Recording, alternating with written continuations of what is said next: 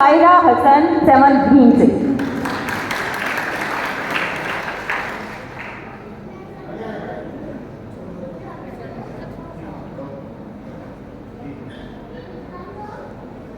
खदीजा होया मामना 7 ग्रीन से। बच्चों की हौसला अफजाई बहुत ज़रूरी है। और आयशा हाउस की vice captain Arooj Fatima 7 green से।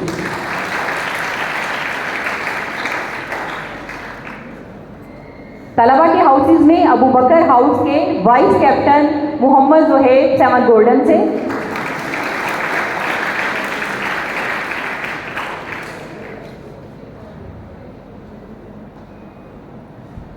उमर हाउस के vice captain Mohammad Saad Farooq 7 golden से।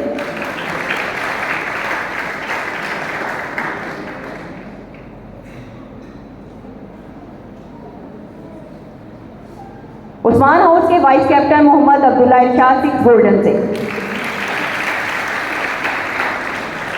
ये तमाम बच्चे नेशनल लेवल तक जो है वो हाई अचीवर रहे हैं, इसलिए मैं चाहूँगी कि आप साथ साथ हौसला अफजाई ज़रूर करते रहें।